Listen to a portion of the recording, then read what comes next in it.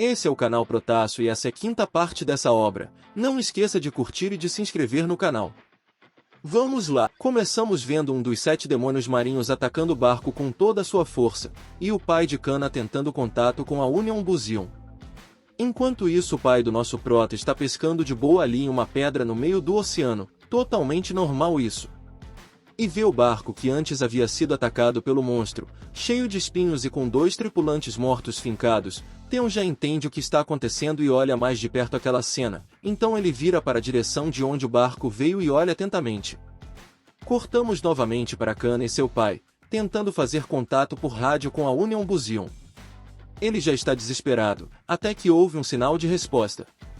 Kana e seu pai tentam entender o que estão dizendo, e de repente eles dizem ser da Union Bushion. O pai de Kana pede ajuda novamente e a voz do outro lado do rádio responde negativo. Kana então fica sem entender nada, e a voz continua a falar e deseja boa sorte a todos e desliga a transmissão. O pai de Kana se desespera e grita que eles acharam relíquias valiosas da indústria Masuda. E pede para não desligarem. Nessa hora o colosso marinho rasga as paredes da embarcação com sua garra e consegue achar eles ali dentro.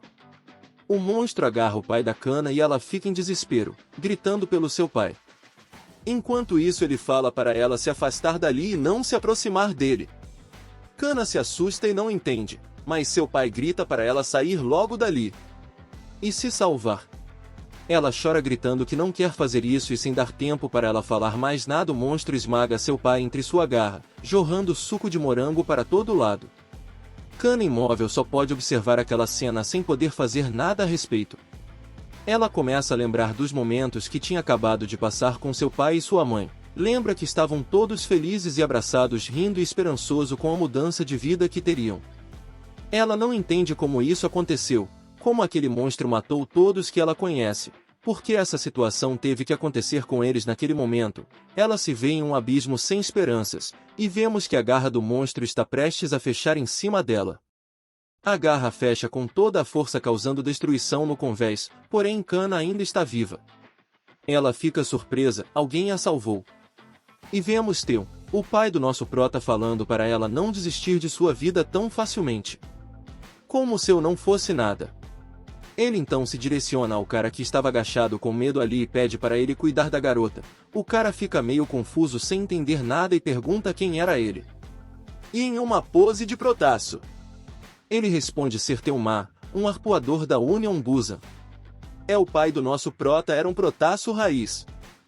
O medroso então percebe que ele tem uma espada maneira de arpoador em sua cintura. Kana ainda está assimilando que aquele homem é um arpoador da Union Bushion de verdade.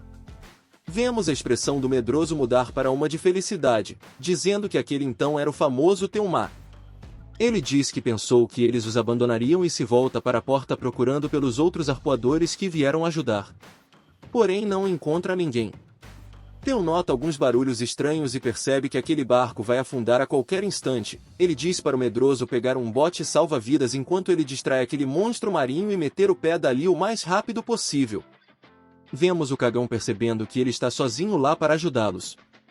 Theon então se direciona no rumo daquele colosso marinho, empunhando sua espada maneira na mão direita, e olha a cara de protaço desse cara encarando o monstro.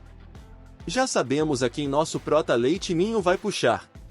Então a garra do monstro vem na sua direção e ele já se prepara para começar essa briga. O ataque vem em uma velocidade absurda, mas ele consegue desviar tranquilamente e já sapeca uma balangada com a espada. Mas ao invés de acertar o monstro ele corta as cordas que sustentavam o bote salva-vidas que estava ali perto. Soltando assim o bote na água, ele já dá uma olhada para o cagão e diz que agora eles podem ir. O monstro avança para cima dele, com os olhos esbugalhados. E agora sim ele se posiciona para atacar aquele caranguejo, soltando o triplo twister e acertando na carapaça do monstro, conseguindo causar dano àquela carcaça dura. Mas o dano foi muito menor do que ele pensava. Ele então pensa que será preciso aumentar a potência da sua arma. E vemos que ele aciona um botãozinho ali na espada escrito potência máxima, e começa a sair vapor para todo lado da espada. Acho que agora o bicho vai pegar. Theon então chama o monstro e fala para tentarem novamente e o caranguejo parece que entendeu e já partiu para cima sem hesitar, desferindo um ataque tenebroso de forte, que Theon revida com sangue nos olhos, e aí vemos que o dano foi bem maior. Podemos ver várias rachaduras na carapaça da criatura. Até o monstro fechou o butico dessa vez, e começa a recuar bem rápido de perto do pai do nosso prota, abrindo um espaço entre os dois. Kana fica perplexa que ele conseguiu acuar aquele monstro colossal sozinho, e o Theon pergunta se ele nunca tinha visto uma presa como ele para o monstro. Ele olha em sua volta e vê todas aquelas pessoas jogadas pelo chão, aliás os pedaços delas, né? E pergunta para o monstro se ele está feliz por ter comido até encher o bucho de humanos. Theon já fica mais putaço com isso e se enfurece ainda mais. Ele aciona a sua espada no máximo novamente e parte para cima do caranguejo, dizendo que vai fazer um petisco dele. Vemos então uma sequência de ataques desferidos pelo pai do nosso prota. Ele avança sem parar para cima do monstro, totalmente imerso em sua fúria, ataque por ataque.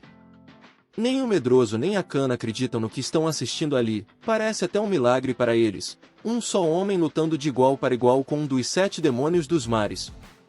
Kana perplexa pensa se aquilo é realmente possível, ele não está sendo comido e também não tem medo algum. E continua a atacar aquele monstro sem parar. Vemos então que os ataques estão funcionando, a garra do caranguejo está se quebrando.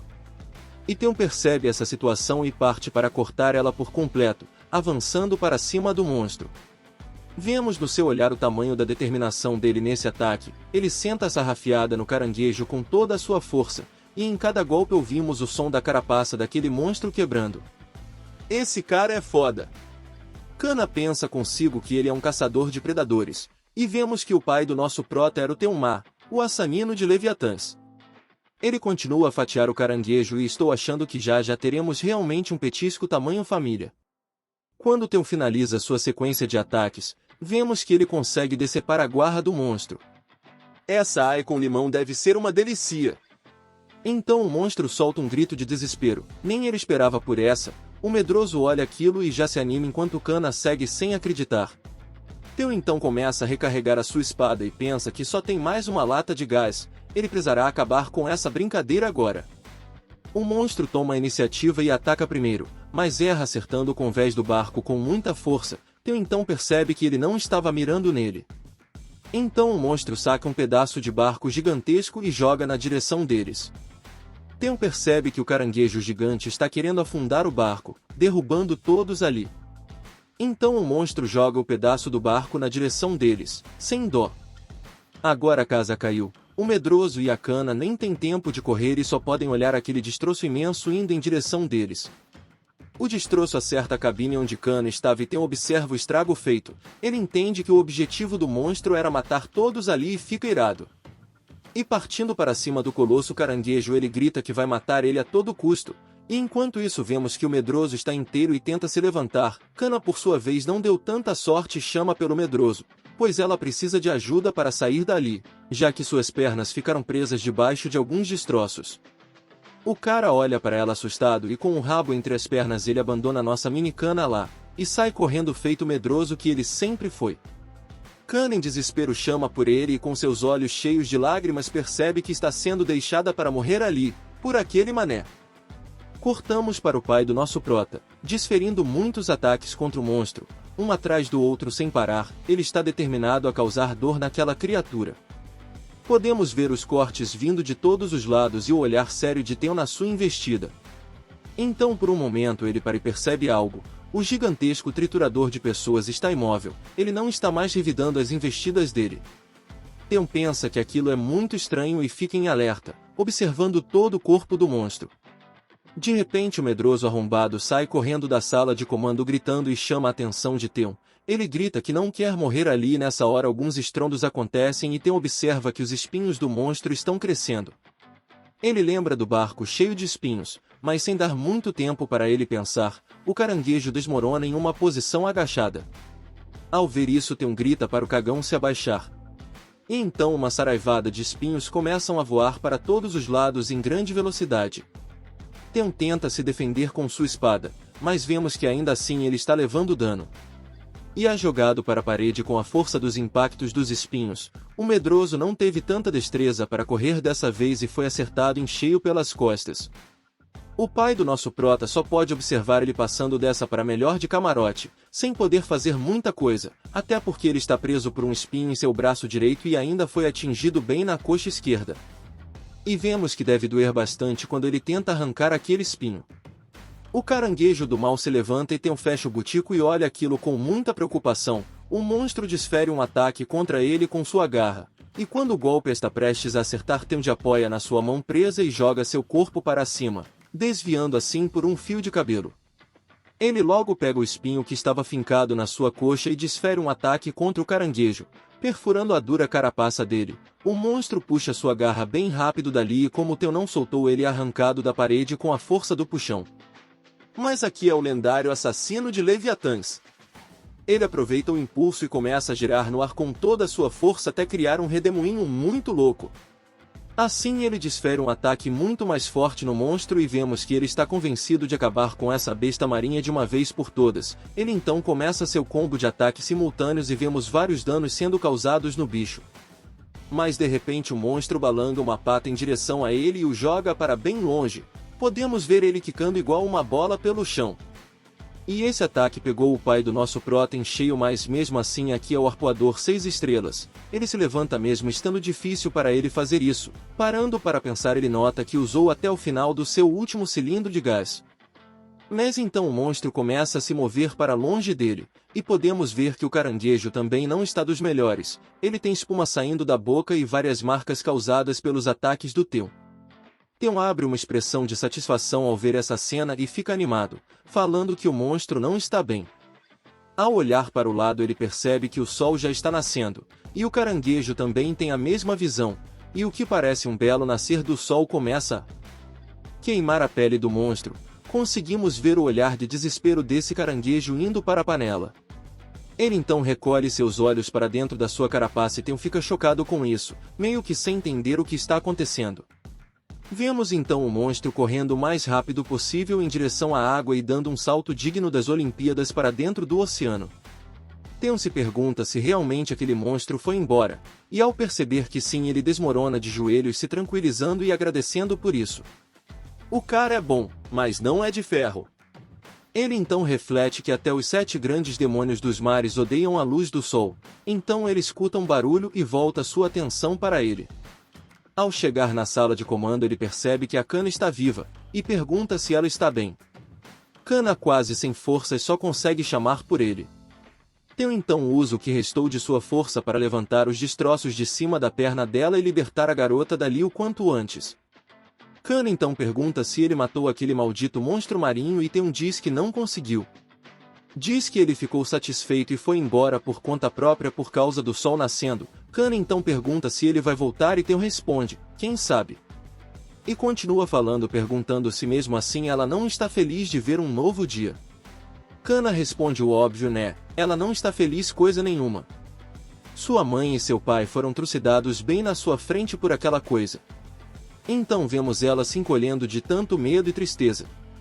E Teu confirma a fala dela, dizendo que é uma situação realmente difícil.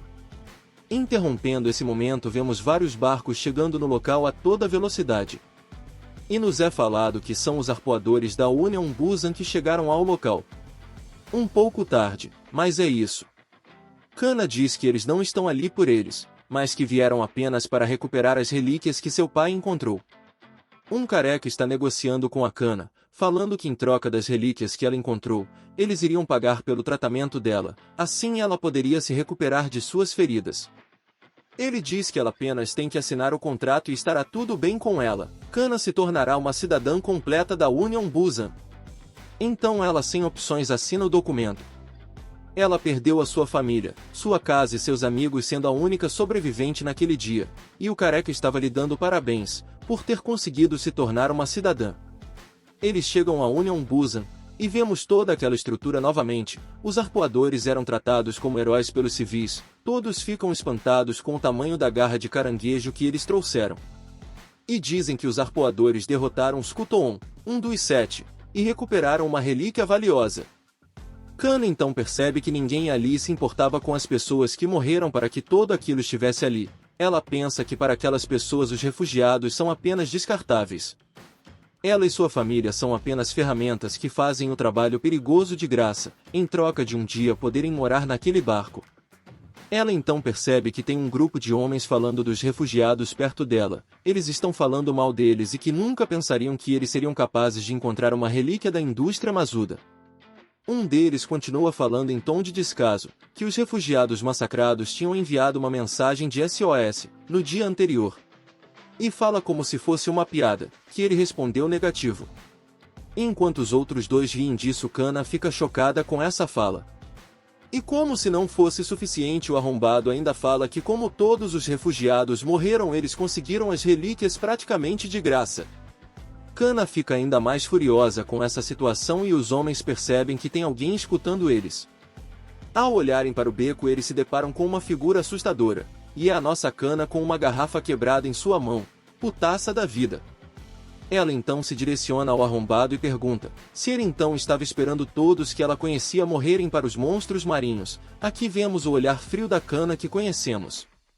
O cara não se intimida e ainda faz piada dela, falando que era a única refugiada que sobreviveu ao ataque. Ele então pergunta como ela se sente ao virar cidadã vendendo a vida dos seus pais e amigos. Essa foi a gota de água. Kana fica alterada e parte para cima desse animal, gritando que vai matar ele. O cara tranquilamente dá um bofetão na cara dela e ainda tira onda com uma mão para trás. Kana cai no chão e é agarrada pelo pescoço. O cara fala que todos os refugiados são selvagens, assim como ele pensava, e fala para ela que resistir a um arpoador ali é crime e saca uma algema soltando um sorriso para ela. Ele então prende as mãos da Kana, e vemos que ela está ajoelhada, com as mãos presas atrás das costas, e os três caras falam que poderiam matar ela se eles quisessem, ali mesmo. E dizem que vão ensinar para ela a regra de ferro, e dizem que os arpoadores são a justiça. Nossa mini Kana mesmo nessa situação começa a rir com todas as suas forças, perguntando para ele em tom de piada, se eles são a justiça. Olhando fixamente para eles, ela fala que quando eles pediram ajuda eles viraram as costas com medo, e se chama de justos. Ela grita que eles são apenas covardes malditos. O arrombado faz uma cara de puto, e aí já sabemos, né? Ele senta o bicudo na barriga dela sem dó. Depois disso ele começa a sentar o sarrafo nela e os outros se juntam a essa atrocidade, dando chutes e socos em uma criança amarrada. Em meio a essa situação, quando o cara vai dar mais um soco nela, sua mão é parada, e vemos que os outros dois param imediatamente e olham assustados para trás, e o arrombado percebe que é o lendário Theon, ali parado diante deles.